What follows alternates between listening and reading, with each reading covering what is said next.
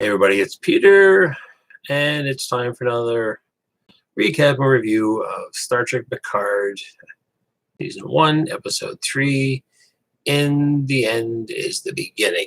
And apparently this, and maybe this, is standard issue now with Starfleet Security, as we saw with Commodore O,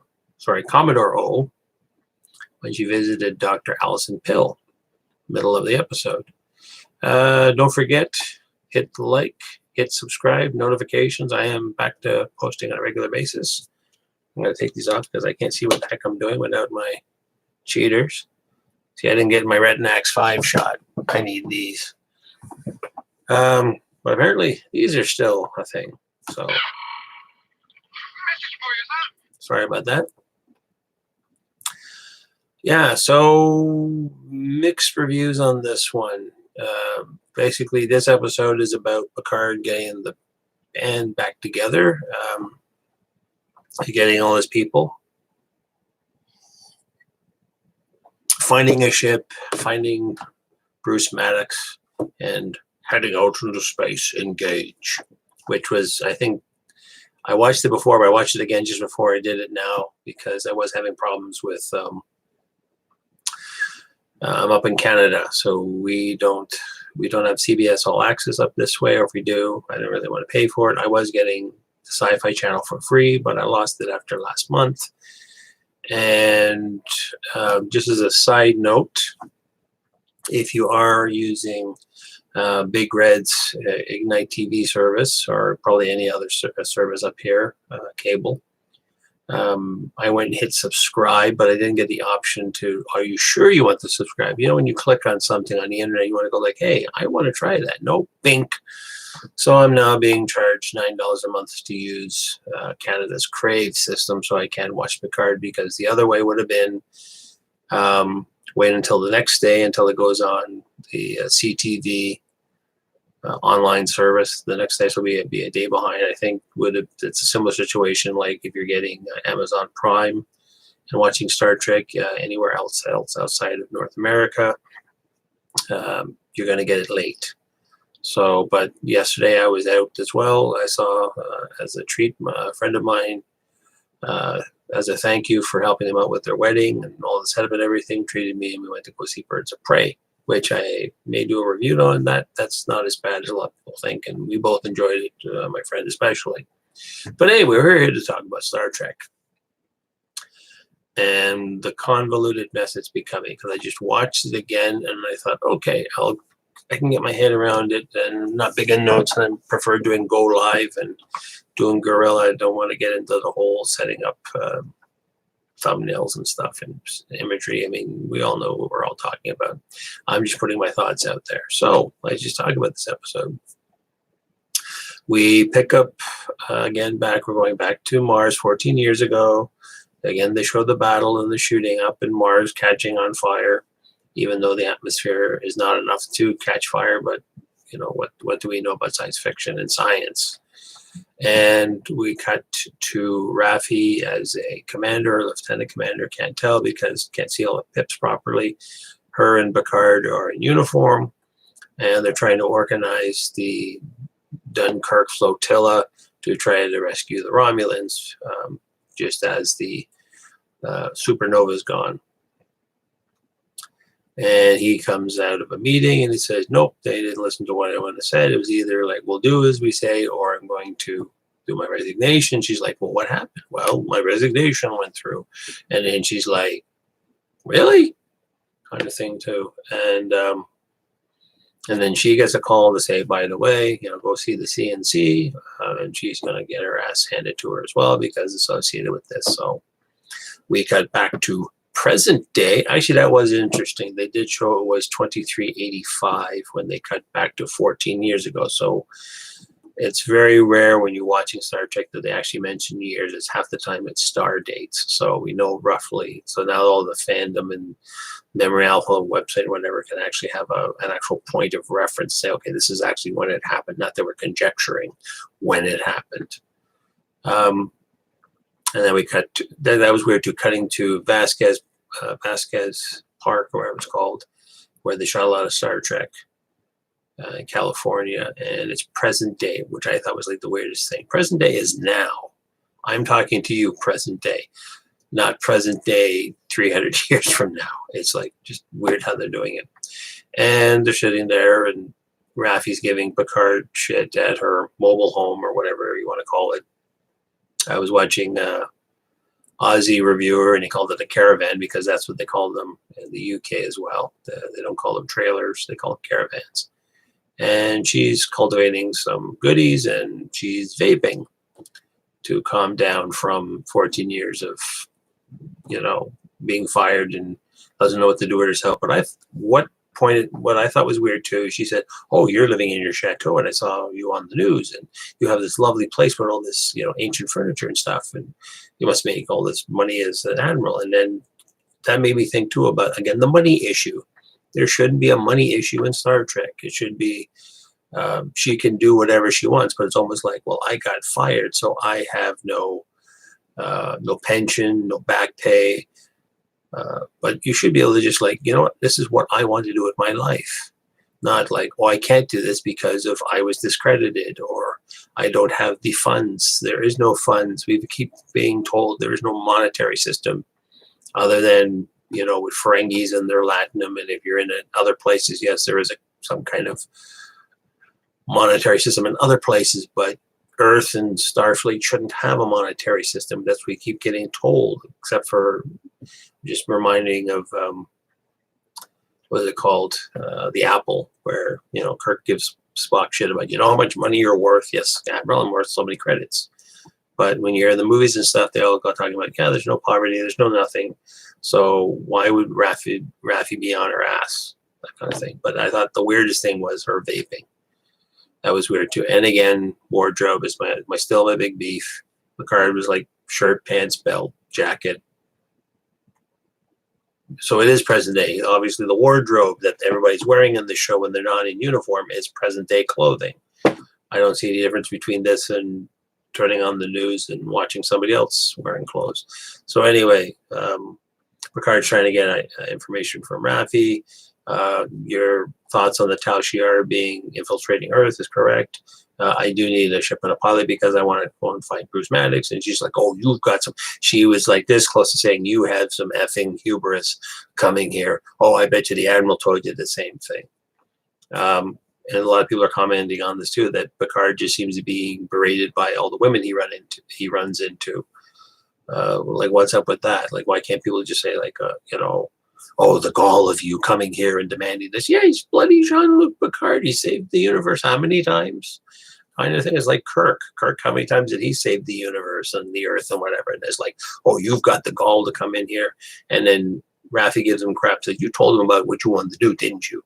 Well, good on you, because now you're looking like an idiot, because you are an idiot.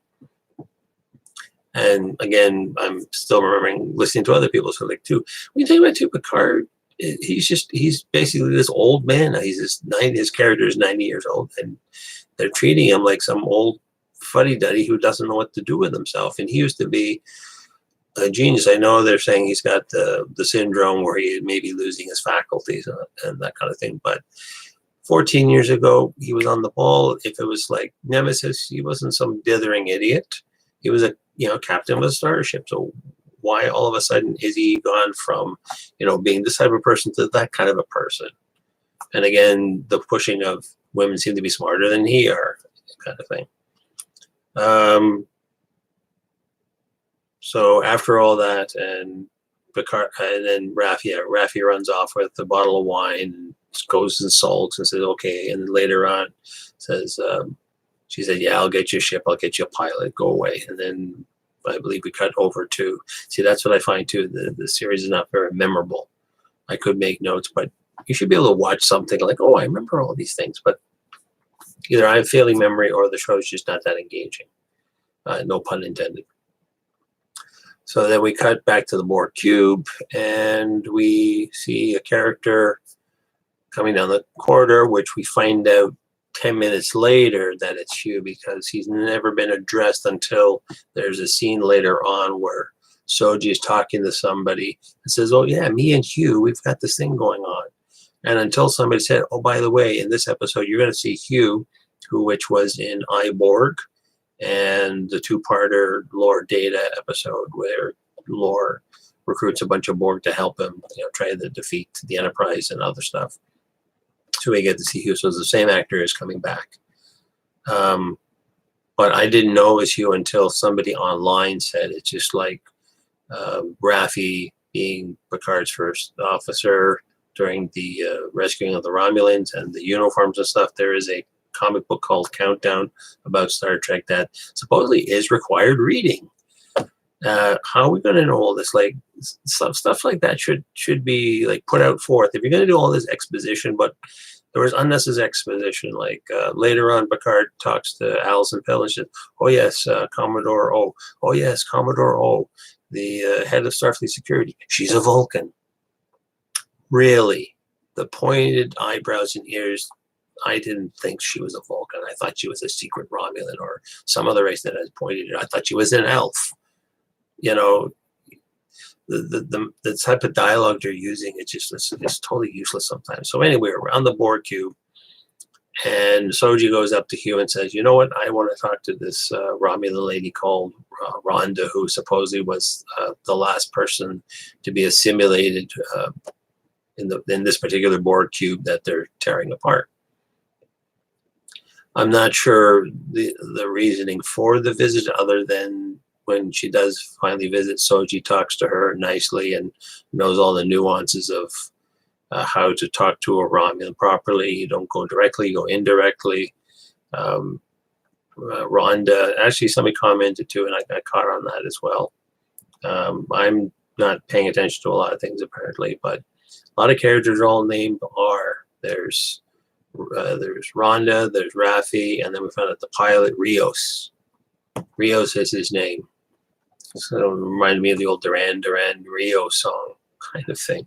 Yeah, so she's talking to Rhonda, but that didn't make sense, that conversation. Like, why are you talking to Rhonda? And she's doing this tarot card reading with these, triangular shaped, pieces, and it's like Romulan tarot cards, but we don't know the purpose behind it other than she's laying down the cards, and the cards mean something, but just it means something to the scene, not to telling us more to the story or backstory to what happened to Rhonda or the Romulans in this room where they're all just there's a departmental ward PTSD section where somebody's doing some Romulan Rubik's Cube thing and all this other stuff, and everybody's just sort of like rocking in the corner and trying to keep their shit together. But yeah, a lot of this not making sense. So I don't know the real reason why. What was Soji going to gain by talking to Rhonda? And then we're cutting over back to Picard, and he's trying to get sorted. He finally meets Captain Rios on his ship, and he has I can't with the Irish. He has an Irish IMHO who helps him with stuff, and they never explained why Rios had a piece of metal stuck in his shoulder from something. We don't know what. And apparently, too, everybody drinks and smokes, because he was chomping on a cigar and having, I'm assuming, some kind of tequila. I didn't catch the name, the word when he's called for the replicator. He just says he's bottle, and his bottle and the glass shows up. He starts drinking, throws a little bit on his wound. He doesn't want to use a dermal regenerator. Again, more weirdness, non-Star Trekky kind of stuff going on. It's really confusing and disconcerting when I'm watching some of this, and probably for some of us as other people as well. So yeah, just a lot of stuff going on, and none of it makes sense. The punchline of the whole episode is basically Picard gets a ship, he gets a bit of a crew, he gets Dr. Alison Pill to come along. Don't ask me to say her name other than it's Agnes. I can remember her first name is Agnes, but not her last name. Raffi hitches a ride, but she's not coming along on this adventure. She's just hitching a ride to where they're going to go find Bruce Maddox, which is at some place called Free Cloud, that she found out from doing her searching, and Picard sent her some notes and went from there. Excuse me. And the other odd thing about the episode too was some more of the Zatvash, Tal Shiar biker gang members storm Picard's place. And that was kind of funny when you think about three elderly people. I mean, the two Romulans are not that old, but still, they actually took out this hit squad. And apparently there are Romulan disruptors hidden under the table in convenient holsters. So there's this big fight scene shootout. It seems like almost every episode has a fight scene in it. And it's weird for Star Trek to have a fight scene all the time. Like, again, we're going back to, Star Trek is an action show. Star Trek, it used to be an intellectual adventure. We're going on a mission. We're going to explore things. We're going to explore the human condition. Not we're fighting and shooting all the time. Like, what's up with that? But like I was saying, the only thing I found was interesting was Picard going engage. And I got a little bit of a hee-hee when I watched it the first time around, because that was nice. And they kicked in the Jerry Goldsmith, Dennis McCarthy score of dun, dun, dun, dun, dun, dun, dun. That was kind of neat.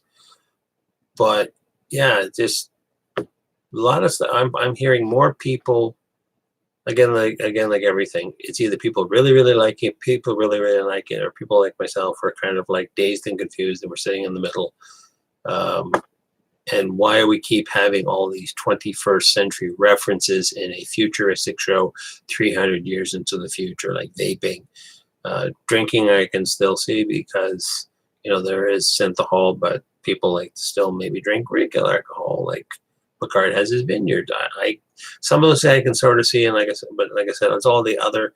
We're trying to have the audience relate to certain things that are going on, and that's what's sort of putting me off, because I don't watch Star Trek to relate to it. Or like, hey, that was really cool. Would it be nice if the future was like that? I'd love to live in a future like this. This is really cool and nice. You don't have to worry about anything, and you don't have to worry about, oh, am I going to pay my bills? I'm going to be doing this. It's a future where you can pursue your dreams and become whatever you want and do whatever you want. Not like, oh, I have to worry about, gee, I'm living in a trailer out in the desert, and I had a really bad day, so I'm going to smoke some weed and that kind of thing. So I would figure down the road, a lot of these issues that we're seeing nowadays, mental health issues or, day-to-day problems that people have will be gone. But obviously these guys, Kurtzman and the gang, and maybe they got that from JJ or I don't know who, they think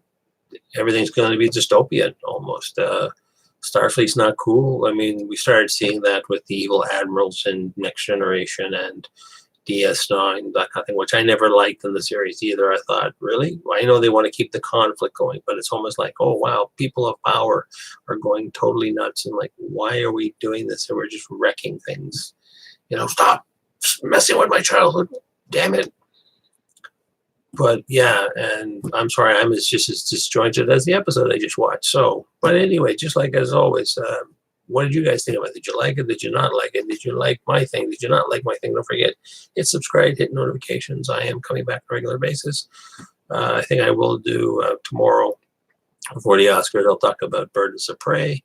That was pretty good. I may watch the Oscars, see what's going on, see if Joker's going to do anything, see if Parasite might win some awards. It'll be an interesting year because they're grabbing a lot of things that are not always like Oscar bait type movies, which could end up for an interesting show.